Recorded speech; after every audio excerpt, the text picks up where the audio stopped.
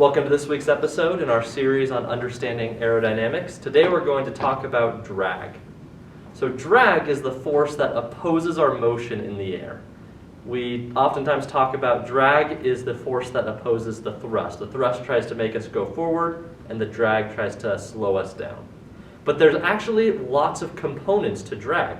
There's different types of drag that we have to add all together. And we're going to talk about each one of them in turn. The first type of drag that we're going to talk about is called parasitic drag. Parasitic drag has two components in it.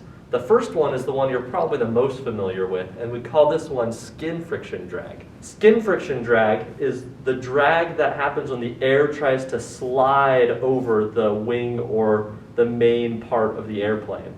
And just like if you rub your hands together, the air rubbing on the airplane creates a force that tries to slow the airplane down. And this is why a lot of really high performance airplanes, like gliders that can stay in the air for a really long time even though they're not powered, gliders will often have very, very smooth wings. And it's to help reduce the skin friction drag. The second type of parasitic drag that we're going to talk about is called pressure drag. So if we have a ball right here, let's just imagine it's a ball instead of an airplane, you're going to have air coming in like this. And that air, as it goes, is going to flow around the object.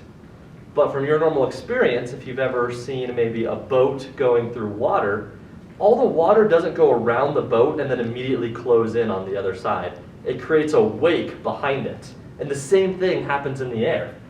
So you get all kinds of craziness going on behind the ball. And all of this craziness with the airflow behind the ball creates a net pressure pointing backwards. And this type of pressure drag is reduced if we reduce the size of the wake. And that's part of the reason why we make airfoils so streamlined.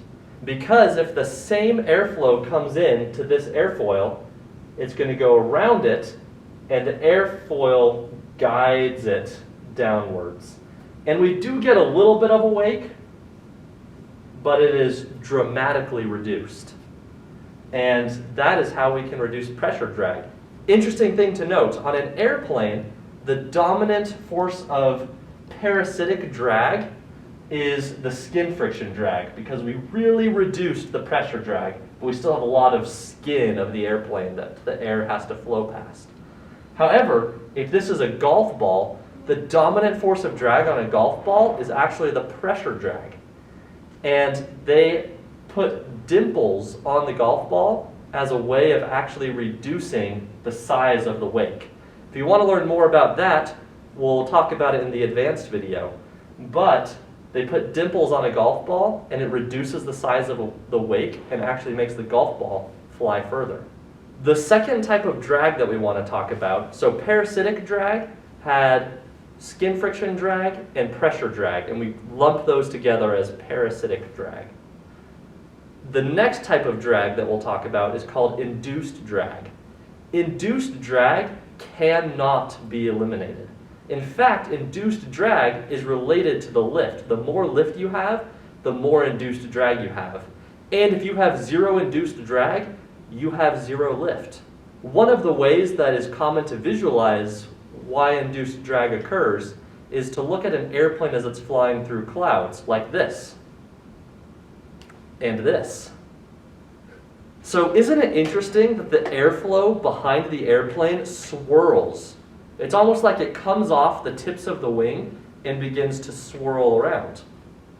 So we usually call those wingtip vortices. And there are a couple theories for why they exist, and we'll talk about that in a minute. But first I want you to notice how we're leaving energy behind in the air to make the air rotate like that. And that energy that we leave behind has to have come from the airplane. And therefore, it is another source of drag. It is energy that we're leaving behind in the air.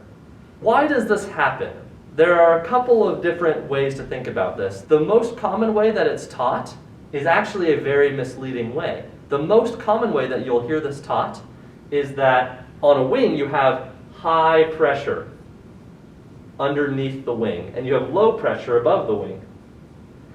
And the reason why you get this swirly motion in the air is because the high pressure starts to leak over the tip of the wing onto the low pressure side, and that creates a swirly motion behind it. Although this is a very plausible explanation, it leads us to the incorrect assumption that we could get rid of these wingtip vortices by including winglets on our wing, which are little straight up part of the wings that, or they're kind of slanted even, that serve to stop the air from jumping from the high pressure bottom to the low pressure top. And that's actually not why we include winglets. Winglets are included for a couple different aerodynamic reasons, but the main reason is not to stop the wingtip vortices. Because remember, if we don't have induced drag, we don't have any lift. Okay, so maybe wingtip vortices don't do the job because there's still kind of an edge to the wing. However, if our wing looked like this, so there is no tip of the wing, there could not be wingtip vortices if there is no tip of the wing. But if you look at the airflow behind one of these wings, you will still have wingtip vortices, even though there's no tip of the wing.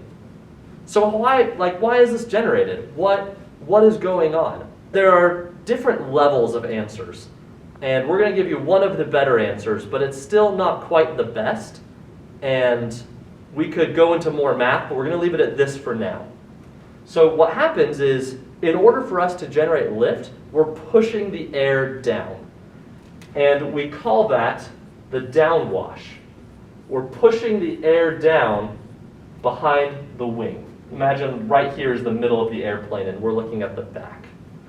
We're pushing the air down, and that creates a void, right? You can't just push air down and have nothing take its place. And so all of the air around here starts to come in and fill that void. And the overall effect of the air coming in to fill that void is a swirly motion of the air, regardless of whether or not the wing actually has a tip. So that's induced drag. Induced drag is caused by us needing to push air down in order to generate lift for our airplane. And this will happen if you push air down and generate lift. If you want to completely eliminate this type of drag, you have to no longer be an airplane. So that's drag. Stay tuned for our advanced video and we'll talk more about how to calculate these different types of drag.